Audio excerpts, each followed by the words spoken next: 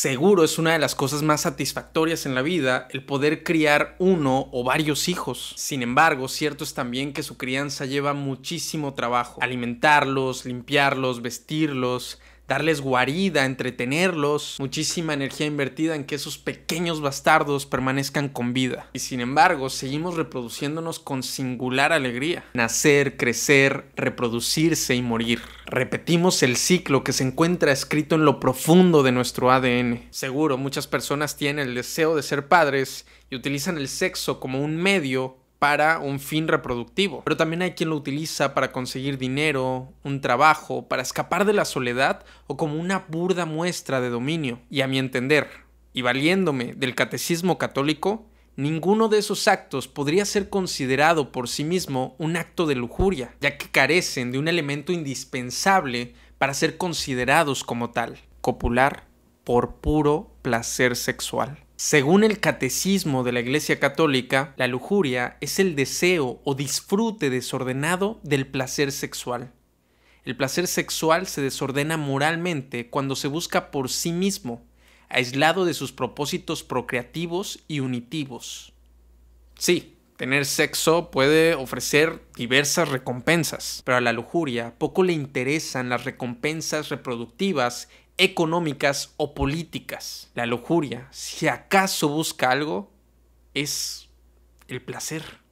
Y lo complicado es que estamos biológicamente programados para buscar ese placer. La búsqueda de interacción sexual es una hermosa trampa que la naturaleza nos pone para hacernos contribuir con la preservación de la especie. Y pareciera entonces que todos aquellos placeres sexuales que no busquen la procreación o en los cuales ni siquiera exista el riesgo de la procreación están de alguna forma condenadas. Las relaciones homosexuales, la masturbación, la utilización de métodos anticonceptivos siguen teniendo para la Iglesia Católica el sello del pecado. Y es fácil entender cómo se puede comprender a la lujuria como un pecado si la consideramos como una fuente de crímenes sexuales, la obtención egoísta del placer sexual a costa del sufrimiento de otro ser. Y a todos nos queda claro que ese tipo de actos son absolutamente reprobables. Pero ¿qué tan condenable puede ser la búsqueda del placer sexual en un acto consensuado por dos adultos? Y si esos dos adultos son del mismo sexo,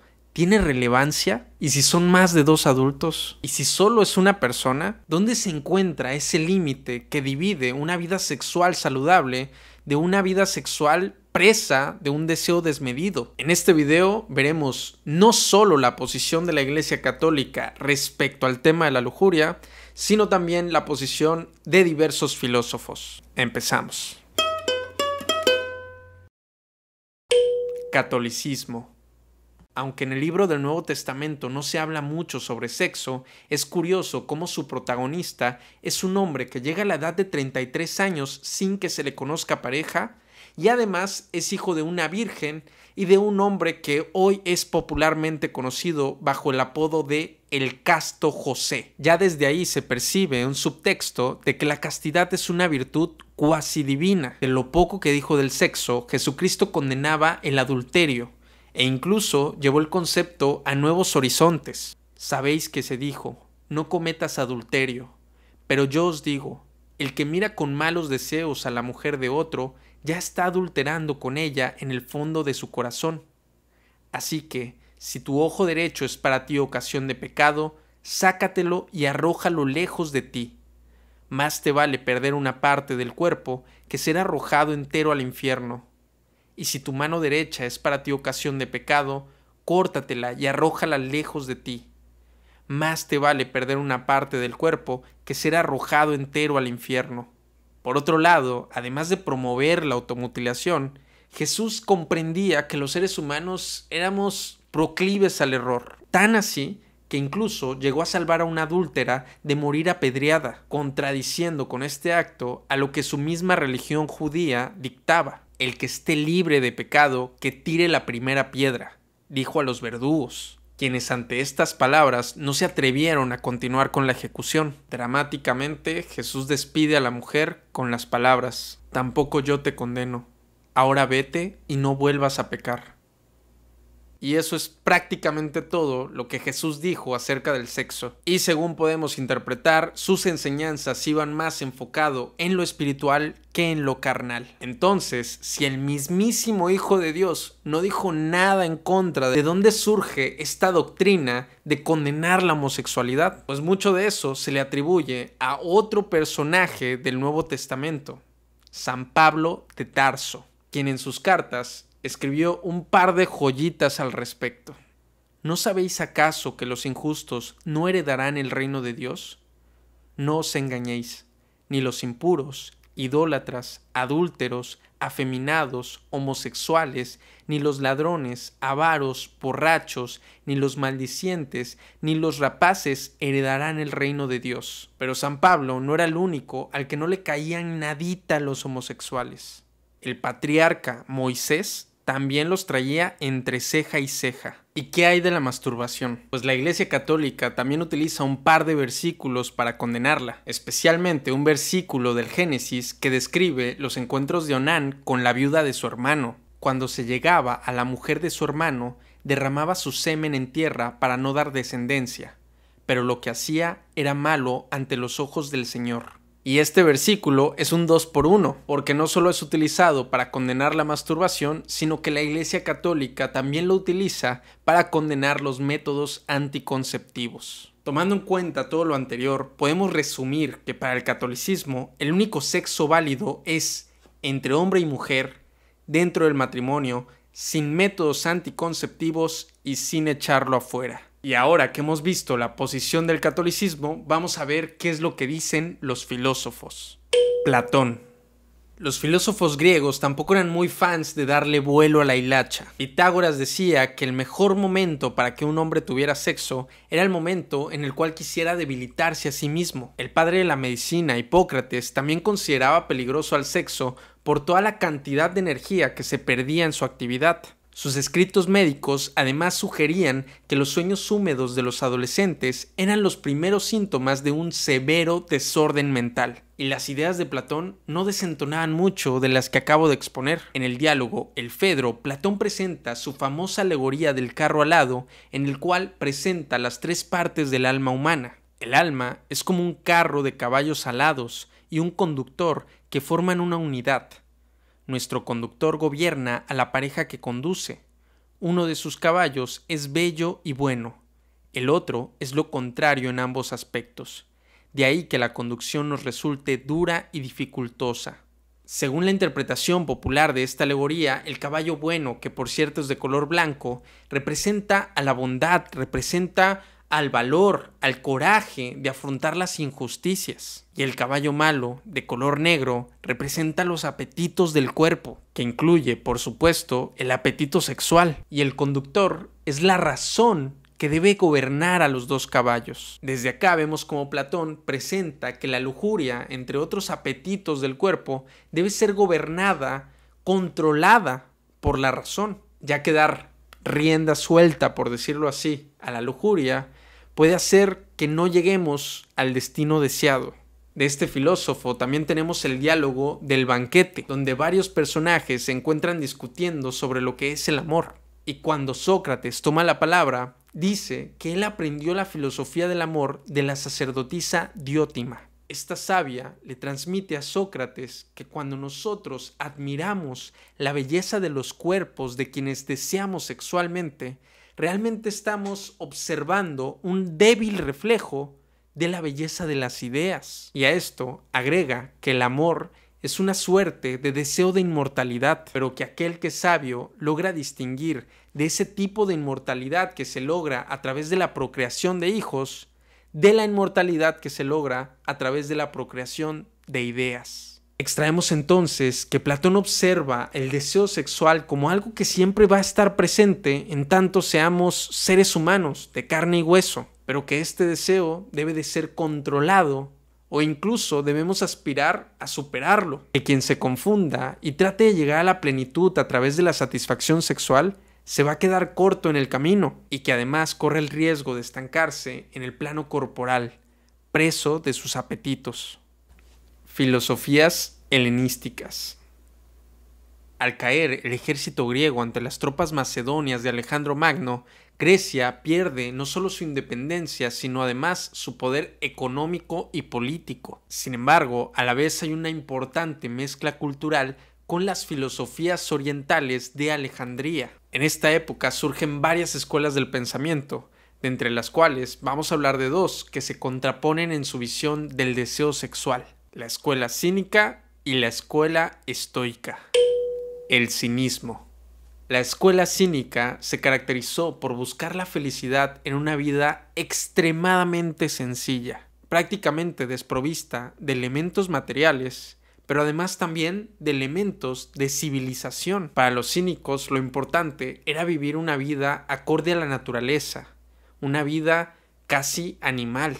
De hecho, el adjetivo de cínicos viene de quínicos. Quín sería can, un perro, pues. Podemos entender entonces que los cínicos son los filósofos que imitaban a los perros. El filósofo más famoso de la escuela cínica fue sin duda Diógenes, quien pensaba que la mejor forma de afrontar el deseo sexual era la masturbación, la cual incluso llegó a practicar en público para argumentar que no debía haber ninguna vergüenza en dicha acción. Y ya que no estaba ejecutando ningún acto bochornoso, no tenía por qué esconderse para ejecutarlo. Dos de los alumnos de Diógenes, Crates e Hiparquia, contrajeron matrimonio, y se dice que el mismo día de la boda tuvieron sexo en las mismas escaleras del templo ante una pequeña audiencia conformada por los asistentes a la boda. Así como los perros no se esconden para fornicar, los filósofos perros no se escondían para satisfacer las necesidades que la naturaleza les imponía. Los estoicos. Los estoicos estarían de acuerdo con los cínicos sobre prescindir lo más posible de los bienes materiales, pero no estarían muy de acuerdo con ellos sobre su visión del sexo, ya que para los estoicos la felicidad no se basaba en dar rienda suelta a las necesidades del cuerpo, sino antes bien, en la medida de lo posible, suprimirlas. Los estoicos buscan por sobre todo el autocontrol, y por eso mismo buscan evitar toda emoción que pueda atentar contra ese autocontrol. Emociones como la ira, la codicia y por supuesto la lujuria. En su ensayo Consolación a Elvia, el filósofo estoico Séneca escribió lo siguiente: si consideras que no se han dado al hombre los placeres sensuales para la voluptuosidad, sino para la propagación de la especie, una vez que uno se escapa de la violencia de este mal implantado tan hondamente en nuestras entrañas, verá que todas las demás pasiones se deslizan delante de él sin dañarlo. La razón no rechaza separadamente cada vicio, sino todos a la vez, venciendo solo con un esfuerzo. Los estoicos ven entonces a la lujuria como un enemigo que amenaza su paz y sobre todo su autocontrol. Y según Séneca, eliminando la lujuria bastaría para lograr eliminar todos los males. Schopenhauer. Desde un punto de vista menos optimista aún, Schopenhauer considera que el amor y todo lo relativo al deseo sexual surge de una energía que él llama voluntad, que lo que busca es reproducirse infinitamente. La voluntad aquí la podríamos entender como una especie de impulso vital, el instinto, una energía que lo único que busca es existir por existir.